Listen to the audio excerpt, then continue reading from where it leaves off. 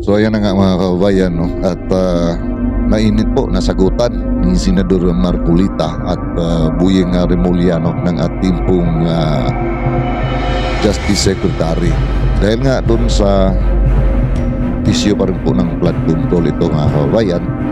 Dahil alam po naman natin nung panahon na si Senador Marcolita pang chairman ng Blue Ribbon Committee, no, ng Senado, ay humiling na po, no, itong mag-asawang Diskaya ng proteksyon dahil nga naglabas po nga sila ng kanilang pong sound statement na yun nga marami pong mga pinangalanan po doon, no, na mga congressman at kasama nga doon si Saldico at ito nga si dating House Speaker Romualdez mga kabayan. Pero nga ang nangyari ay parang hindi po sila napagbigyan, no, ng ating pong Justice Secretary mga kabayan. So yun ang kinugustyon po ngayon ni Senador Marcolita mga kabayan, dahil nakita naman po ni Senador Marcolita sa batas na ay yung mga sinasabi ni SOG Buyeng Remulla na dahilan kung bakit hindi po sila pwedeng nabigyan po ng nasabi po, no, na protection, wala naman po dun sa batas mga kababayan. So ito na nga at pinumpronta po ni Senador Marcolita ito nga si SOG Buyeng Remulla. Kaya itong nangyari po mga kababayan, ito pa lang si SOG Buyeng Remulla ay hindi na niya sinusunod po yung batas. Meron din po siyang dahilan mga kababayan, ano? Kaya sama-sama po natin itong panoorin dahil talagang uminit po, no, ang sagutan po nilang dalawa dahil nga sa gumagawa na po ng sariling batas itong si SOG Buyeng Remulla mga kababayan. Kaya ayan at panoorin po natin at sama-sama po natin bigyan po ng ating mga public opinion mga kababayan. Wala. Senator Marcoleta. Senator, sorry. Wala. Senate President. Senator Marcoleta. Thank you, Mr. Chair. Mr. Secretary, a couple of days ago, in the last hearing when you were here, we somehow settled the issue that restitution is not a requisite for an applicant to the WPP. Is that correct? It's not in the law. But sa akin ko kasi, hindi lang po batas na nag-dictate dito. It's also what is morally right, what is expected of us. Yan po kasi, kahit hindi nilagay sa batas, mga given po yan sa ating lipunan. What do you mean by that, Mr. Secretary? Kasi wala nga sa batas yung ano. Wala nga sa batas. Yung Anong requirements lalagay mo sa batas? for admission to the witness protection. Ang restitution is not part of it. Yes, it is not. Oh, pero hindi ho nangangahulugan na hindi namin pwede i-layout yan depending on the case. Mr. Secretary, I am still in the stage where a particular applicant wishes to apply under that program. And there is a process. In the process, restitution is not one of the requisites. Is that correct? Opo, pero if it's in terms of this case being a financial crime, sir, this is a crime against the Mr. Secretary, financial status of the Filipino people, of the Philippine Republic. I think that it's just right. Mr. that we ask. Secretary, are you amending the provision of the No, law? sir. No, sir. But that is how we run the witness protection program. As a lawyer, Mr. Secretary, may I ask you, in a criminal prosecution, the civil liability is impliedly instituted. Is that correct? Of course. Kaya nga hindi naman nangangahulugan kung sakasakali na natapos na yung criminal prosecution, kapag ka nakita na mayroong criminal liability yung tao, because it is impliedly implied, doon lang magkakaroon ng restitution. It will come after. Paano mo sasabihin na magre-restitute ang isang tao? Meron na bang findings kung magkano i-restitute on how it can be restituted? Nag-a-apply pa lang eh. Huwag po ninyong babaguhin ang requisite ng batas, Mr. Secretary. I thought nung dumating ka dito, nagkaintindihan na tayo eh. Kaya nabablar ang proceedings natin eh. Kaya nga kinote ni, siguro, ang chairman kanina gusto kong ituloy ito. Sinabi niya, nagpa-interview siya, na goodwill and sincerity should be done para i-test. Pwede ba yung ganito? I respect your opinion, sir. But It that's is not how, my opinion, it is in the law, Mr. Secretary. Yes, sir. Yes, sir. But I am The operating. arbiter Sir, is can I the speak, law. sir? May I speak, sir? Yes, you I'm are operating from the Senator Marcoleta, from the kindly allow vantage the point of the resource reason behind the law, sir.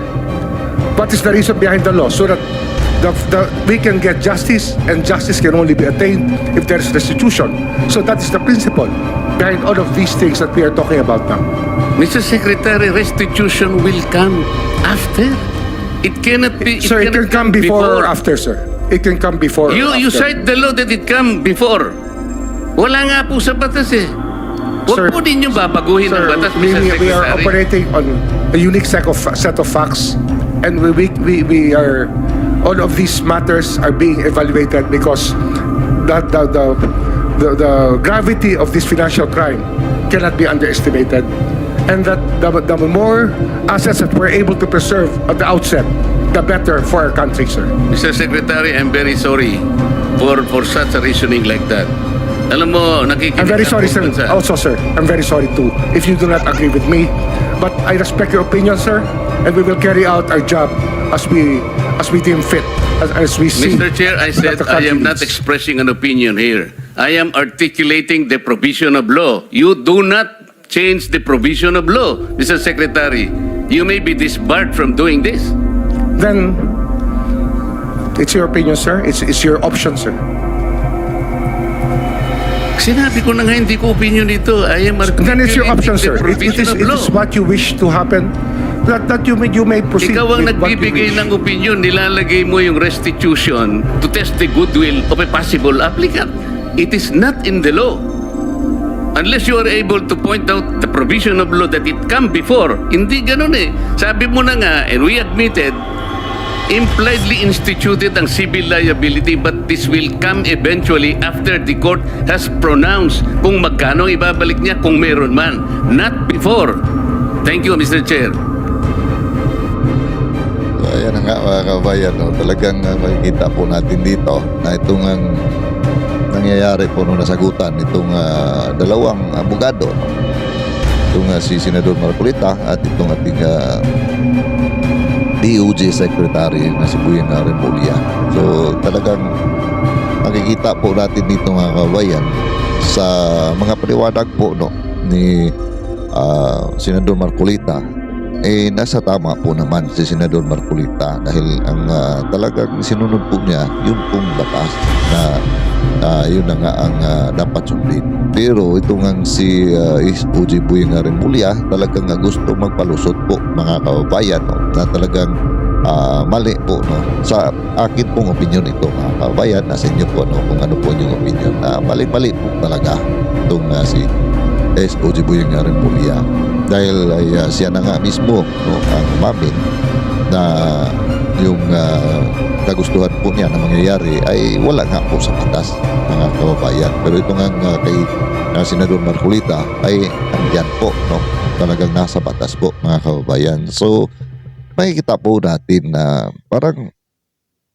iwan ko lang po mga kababayan, parang natatakot po sila dito po, no, sa mag-asawang Diskaya na mabulgar ang lahat-lahat po, no, kung sino ba talaga yung po utak dito pong nangyayari po na nakawan dyan po sa ginagawa po, no, na flood control mga kababayan. Dahil sa akin pong paniniwala, hindi lamang po itong si Sandico at si dating Speaker Romualdez mga kababayan, pero ang talagang kanila pong dinidiin po dito ngayon ay itong si Sandico mga kababayan. So siguro pagka itong si Saldico po ay humarap po, no, dito po sa mga ginagawa po na Senate hearing at kung siguro ay mapansin po niya na parang siya na po yung talagang dinidiin po, no, sa nangyayaring ito, ay baka doon po ay magsalita na po siya kung sino ba talaga ang utak o pinakautak po, no, dito po sa nangyari po na nakawan mga kababayan. Dahil kung pansinin po natin itong ginagawa po ng OG, parang ayaw po niya, no, na bigyan po, no, ng pagkakataon na mabigyan ng tamang proteksyon itong mag-asawa. At parang ayaw po nila tanggapin, mga kababayan.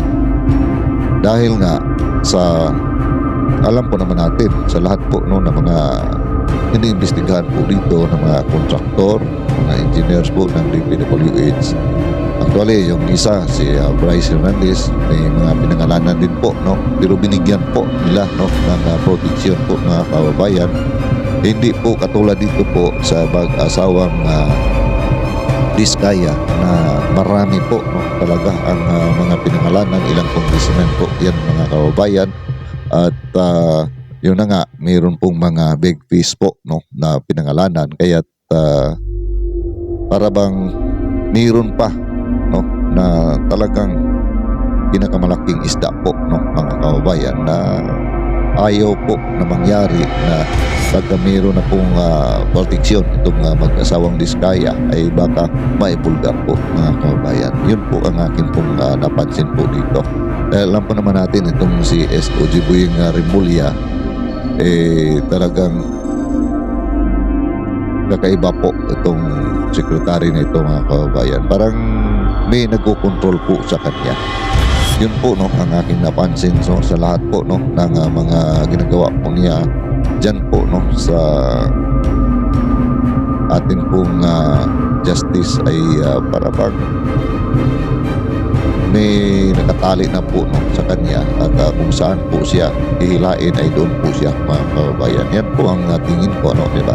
Kung natandaan po ninyo, patungkol na po doon sa anak niya, di ba?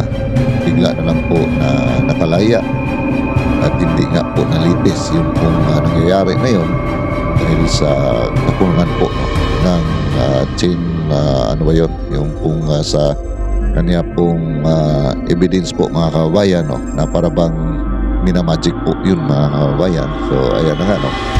So malaking utang na loob po yan ni SOG Boying Rimulya. So ayan po, no. Kaya dito po siguro ay sinisingil po siya sa mga utang na loob po niya. Kaya pilit po niya itong talagang hindi pagbigyan itong kahilingan po, no, ng mga Diskaya, mga kabayan.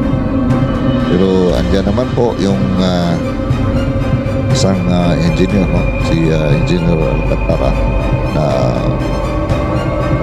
nagsasabi na rin po at talagang andun nga po din po si Saldico, mga kabayan, no, sa kanyang statement. So yan po, no, ang aking pong isusunod po na i-upload dito po, no, sa akin pong ginagawa po ng mga reaction video, mga kababayan, yung patungkol na rin po kay Engineer Alcantara na talagang kumanta na po siya.